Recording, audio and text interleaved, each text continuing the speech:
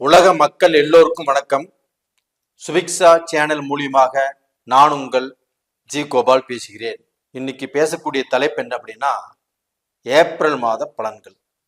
இந்த ஏப்ரல் மாத பலன்கள் ஆகப்பட்டது மீன ராசிக்காரங்களுக்கு எப்படி இருக்க போகிறது, அதற்கு முன்னாண்ட கிரக அடைவுகள் எப்படி இருக்குன்னு பார்த்துக்கலாம்.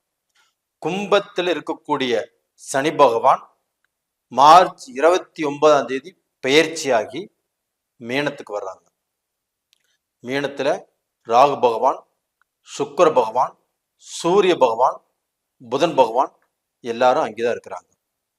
அது போக ரிஷபத்துல குரு பகவான், கடகத்துல செவ்வாய் பகவான், கன்னியில கேது பகவான்.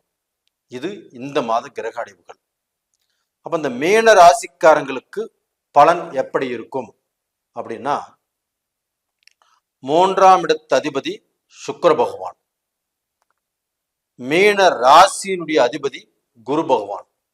இவங்க ரெண்டு பேருமே கிரக பரிவர்த்தனை. அப்போ குருடைய வீட்டுல சுக்கிரனும் சுக்கிரன் வீட்டுல குருவும். இது யோகமானதாக அமைந்திருக்கிறது. அப்போ அந்த 3ஆம் இடத்து அதிபதி குருடைய வீட்டுல மீனத்துல இருக்கிறார் அப்படின்னா, அந்த 3ஆம் இடம் என்பது என்ன? முயற்சி ஸ்தானம், வீரிய வெற்றி ஸ்தானம். அப்ப இந்த பீரியட்ல தான் எந்த முயற்சிகள் பண்ணினாலும் அந்த முயற்சியில கண்டிப்பாக வெற்றி அடைவீங்க. மீனராசிக்காரங்களே, எதை பத்தியும் பயப்பட வேண்டாம். நான் சொல்வது உண்மை.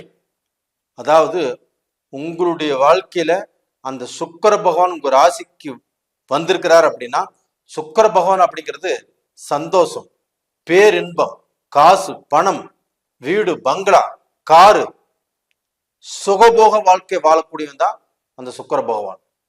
அந்த சுக்கிர பகவான் உங்க ராசிக்கு வந்திருக்கிறார் அப்படின்னா கண்டிப்பா உங்களுக்கு சந்தோஷத்தை கொடுப்பாரு, மன நிறைவை கொடுப்பாரு, மன மகிழ்ச்சியை கொடுப்பாரு. கண்டிப்பாக நீங்க எண்ணிய காரியங்களில் கண்டிப்பாக வெற்றியை கொடுப்பார். இது ஏன் இவ்வளவு அழுத்தமா சொல்ற அப்படின்னா, உங்க ராசிக்கு சனி பகவான் வந்திருக்கிறார்.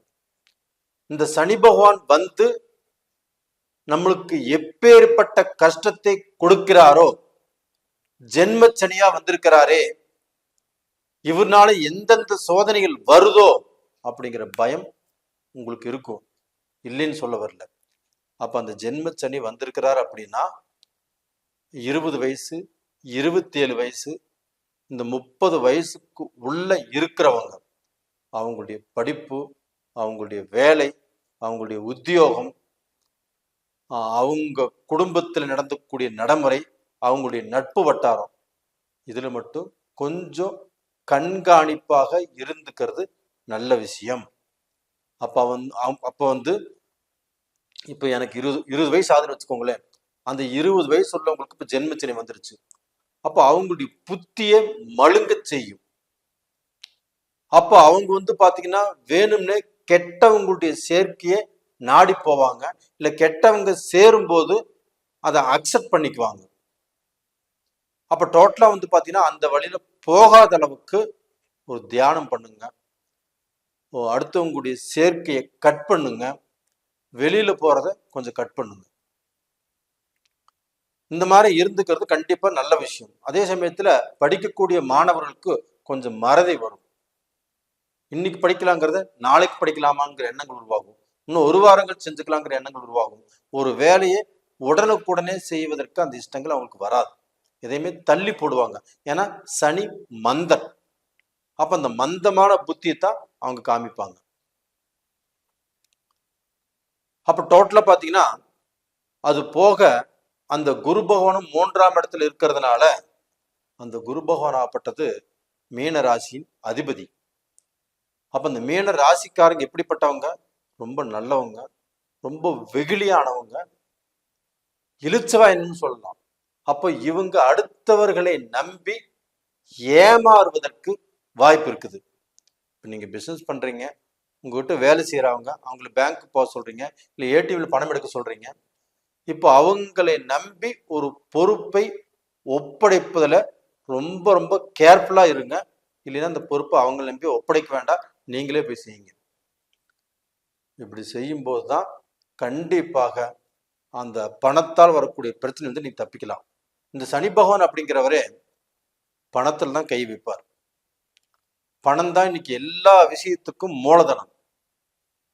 பணம் தான் ஒருத்தருடைய மனுஷனுடைய முன்னேற்றத்தை கண்டிப்பாக தீர்மானம் செய்யும். அப்ப அந்த பணத்தில் கை வைக்கும் போது தொழில் பாதிக்கும், குடும்பம் பாதிக்கும், நம்மளுடைய முன்னேற்றம் பாதிக்கும், நம்ம வேலை செய்யக்கூடிய இடம் பாதிக்கும். அப்ப அதனால அந்த பணத்துல ரொம்ப ஜாக்கிரதையாக இருங்க. அப்ப இந்த மாதிரி சமயத்துல பாத்தீங்கன்னா ஒருத்தருடைய அறிவை முடங்க செய்யும். ஒருத்தருக்கு வந்து போகக்கூடிய ரூட்டை மாத்தி விடும். என்ன செய்யறதுனே தெரியாம தப்பு செஞ்சிருவாங்க ஒரு சிலர். இது மாதிரி குழப்பத்தை எல்லாம் கொடுக்கும். அது போக பார்த்தீங்கன்னா இந்த சனியோடு இப்போ வந்து சுக்கிரன் இருக்கிறாங்க, ராகு இருக்கிறாங்க, சூரியன் இருக்கிறாங்க, புதன் இருக்கிறாங்க. அப்போ வந்து அண்ணன், தம்பி, அக்கா, தங்கச்சி, அம்மா, அப்பா இவங்க எல்லாருமே எல்லாத்தோட நம்ம இருந்தாலுமே நாம் என்ன செய்கிறோம், என்ன செய்ய போறோம், அவங்க நம்மளுக்கு என்ன சொல்றாங்க, நாம் அவங்களுக்கு என்ன சொல்றோம், இது எதுவுமே வந்து நம்மளுக்கு வந்து ஒரு ஒரு நல்ல திருப்தியை கொடுக்காது. இப்போ அம்மாவோட சண்டை போடுவோம், அக்கா தங்கச்சியோட சண்டை போடுவோம், அண்ணன் தம்பியோட சண்டை போடுவோம். இந்த மாதிரி சில குழப்பங்கள் எல்லாமே வருவதற்கு வாய்ப்புகள் இருக்கிறது. ஆனால் அப்படி இருந்தாலுமே கண்டிப்பாக இது குருவுடைய வீடு மீனம் உங்களை வந்து பெரிய லெவலில் பாதிக்காது.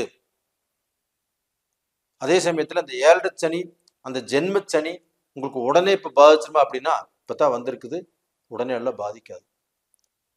அப்போ வந்து பார்த்தீங்கன்னா நாம் இப்போ இருந்த ஒரு மெடிடேஷன் முடிஞ்ச வரைக்கும் அடுத்தவங்க விஷயத்தில் நம்ம தலையிடுறது, நட்பு விஷயம், அடுத்தவங்களுடைய செயற்கை சிநேகம், இது தலையிடுறதெல்லாம் கொஞ்சம் யோசனை பண்ணி நம்ம நடந்துக்கலாம். இப்போ நம்ம வந்து இப்போ இந்த ஜென்மச்சனி அப்படின்னா இந்த 27 30 வயசுக்கு உள்ளவங்களுக்கு தான் ஒரு பாதிப்பு இருக்க முடியும். இதே 50 வயசுல உள்ளவங்க 60 வயசு உள்ளவங்களுக்கெல்லாம் பெரிய பாதிப்புகள் இல்லை. 60 வயசு உள்ளவங்களுக்கு நோய் நொடியால பாதிப்பு, 50 வயசு உள்ளவங்களுக்கு பெருசாக பாதிப்புகள் இருக்காது. அவங்க அந்த பொங்கும் சனி அப்படிப்பட்ட சனி வந்துடும். அப்போ டோட்டலாக பார்த்தீங்கன்னா உங்களுக்கு இந்த சனியினால பாதிப்புகள் இருக்குது. அதை கொஞ்சம் நீங்கள் பார்த்து நடந்துக்கிறது நல்ல விஷயம். அப்போ இந்த ஏப்ரல் மாதத்தில் கண்டிப்பாக உங்களுக்கு சில குழப்பங்கள் வந்தாலும் அந்த குழப்பத்தில் இருந்து மீண்டு வரக்கூடிய சூழ்நிலைகள் இருக்குது. காரணமாகப்பட்டது உங்களுக்கு அந்த குரு பகவான் ஆகப்பட்டது 11ஆம் இடத்தை பார்த்துட்டு இருக்கிறாரு. அந்த 11ஆம் இடம் அப்படிங்கிறது லாபஸ்தானம். அப்போ உங்களுக்கு நீங்க எந்த வழியில போனாலும் நீங்க வந்து தடுமாறாமல் இருக்கிறதுக்கு, நீங்க தவறான பாதையில் போகாமல் இருக்கிறதுக்கு, தவறான நட்போடு சேராமல் இருக்கிறதுக்கு அந்த 11ஆம் இடத்தை குரு பார்ப்பது நல்ல விஷயம். அதனால நல்லா இருப்பீங்க, தைரியமாக இருங்க, தன்னம்பிக்கையோடு இருங்க. இந்த மாதத்துல உங்களுக்கு கெட்டதும் நடக்கும், கண்டிப்பா நல்லது நடக்கும். அந்த கெட்டதுல இருந்து தப்பிக்கிறதுக்கு அந்த குரு பார்த்துட்டு இருக்கிறாரு, ஒன்றும் கவலைப்பட வேண்டாம். அதே சமயத்துல இந்த மீனராசியில பிறந்த ஆண்களும் பெண்களும், இதுல வந்து பெண்கள் வந்து நிறைய பேர் தொழில் மூலியமாக தான் சொந்த தொழில்ல இன்வெஸ்ட் பண்ணி அது வந்து கொஞ்சம் குழப்பத்தில் இருக்குது. அந்த குழப்பங்கள் தீருமா அப்படின்னா கண்டிப்பாக அந்த குழப்பங்கள் தீரும். வேலை வாய்ப்புகள் கண்டிப்பா கிடைக்கும். நீங்க நினைச்சதை